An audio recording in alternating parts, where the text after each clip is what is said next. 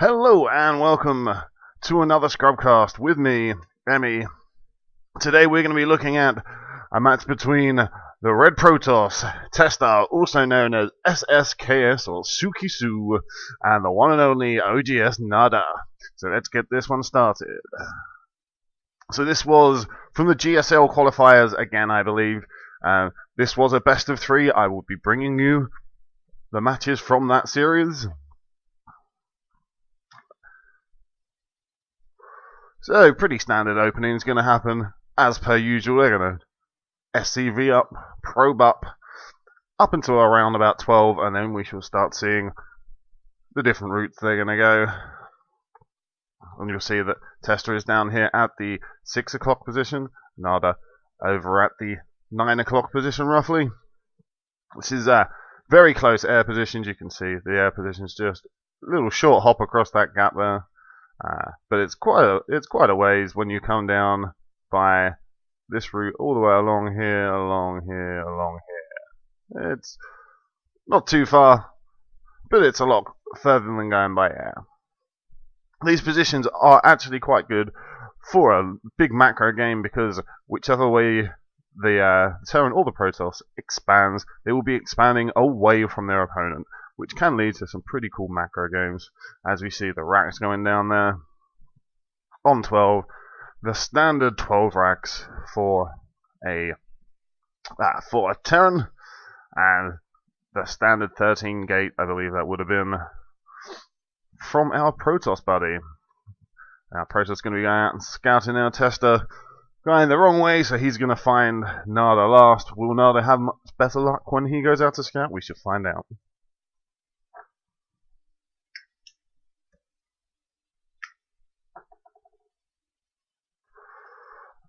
As the barracks just about to finish, gateway also just about to finish. We should see an orbital command coming in pretty much as soon as that's done. Yep, there it goes. And the gateway's finished 12. Probably going to see either a quick zealot or he'll wait for the core and then get the stalker or a sentry out. Looks like he's going to be waiting. As Nada sends his scout and he also goes the wrong way around. The probe's going to high five. There you go, work a high five.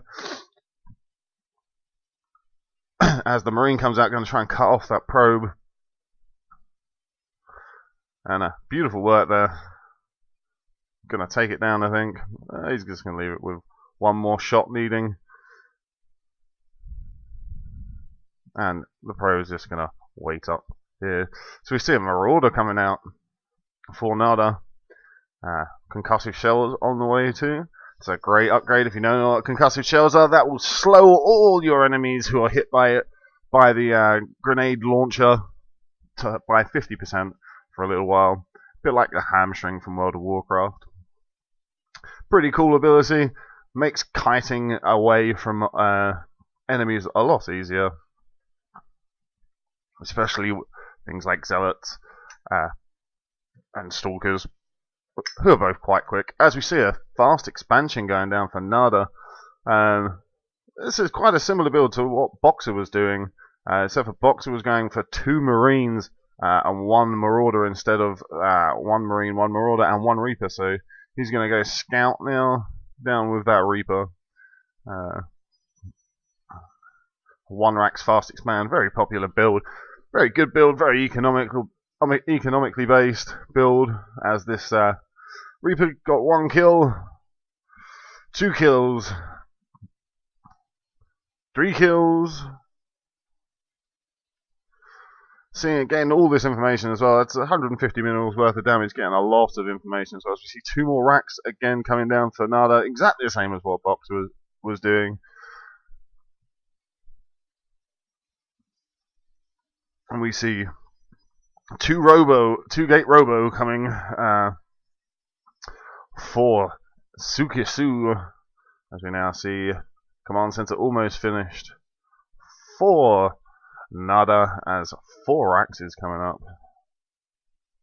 Still only on 1 gas. An orbital command on the way.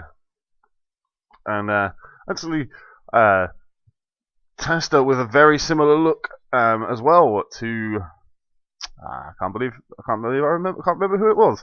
Whoever it was that was playing Boxer was doing this very century heavy style at the beginning. As another little bit of harassment there from the Reaper. The Observer is now out, going to take a look around and see what he can see. He's going to see some Marauders and a bunch of barracks. Now this is a little bit different to what Boxer was doing. Boxer was going all tech labs pretty much, whereas NADA going for a couple of tech labs and a couple of reactors. Stim's still not on the way. Obviously has no intention of moving out anytime soon. Doesn't need the Stim if he's not going to move out. As we see an Immortal about to come out onto the field, and there goes Stim.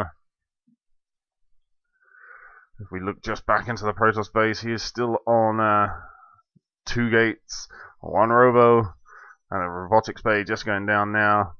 His natural expansion almost up and running. Combat shield on the way for NADA. And both of them still pretty much churning out probes pretty much constantly. NADA seems to have stopped for the moment though. Maybe that's because he was a little bit supply blocked perhaps. There we go again. He's picked up the production again. You see a nice Marine Marauder force starting to build up here. So if we just look at the tab again, 3 sentries, 1 Immortal, 2 Zealots against 8 Stalkers, 8 Marauders, and 15 Marines. And it's going to go up and get him his 3rd base ready. And NADA obviously content just to macro up.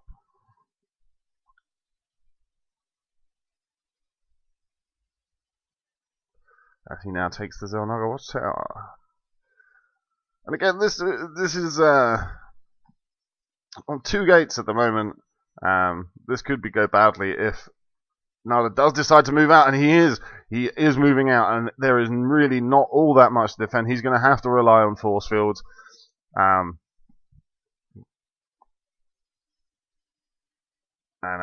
NADA just getting ready to take it. Stims in.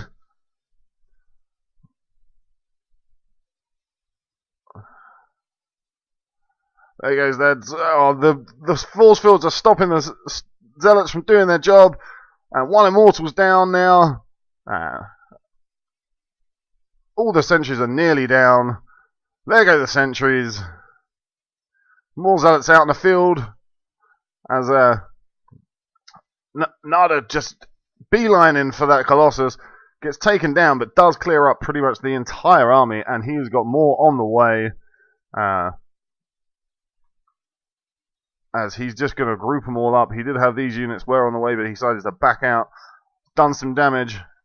As we see another 1 gateway, 2 gateways, and a Stargate coming down. So he's now on 4 gates, 1 robo, and extended thermal lance almost done. But that was a good attack for NADA there. Terran armies do work, especially this Marine Marauder ball, do work in smaller numbers better, so poking in and taking out a bunch of units, trading armies is a good tactic for a Terran to use.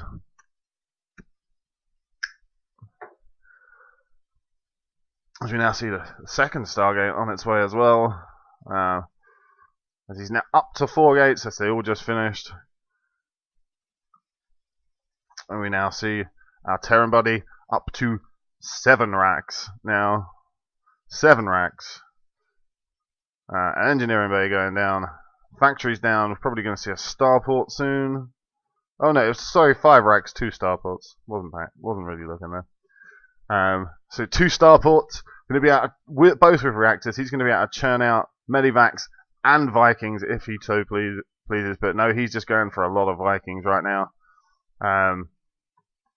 Does he know about this? No, he doesn't know about the Stargates. He might know about one of them. Nope, doesn't know about the Stargates. So good time. He's just getting that out for Colossus.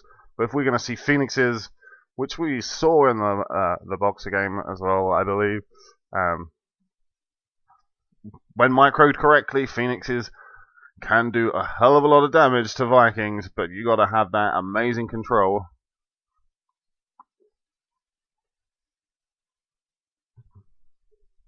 As we see, these forces just getting bigger and bigger now.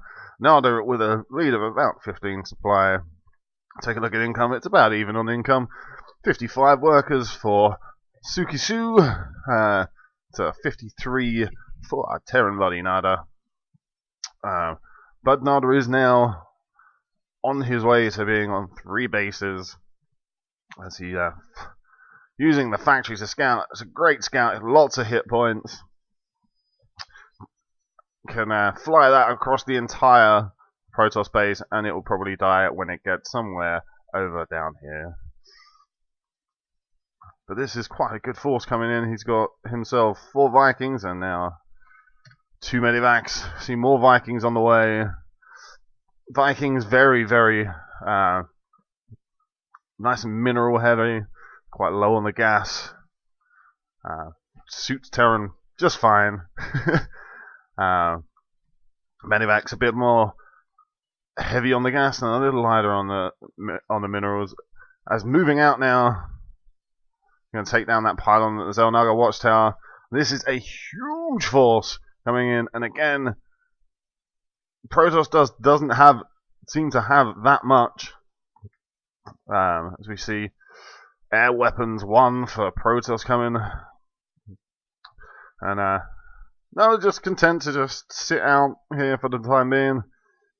Scare the Protoss, contain him a little bit. Oh, beautiful from NADA there.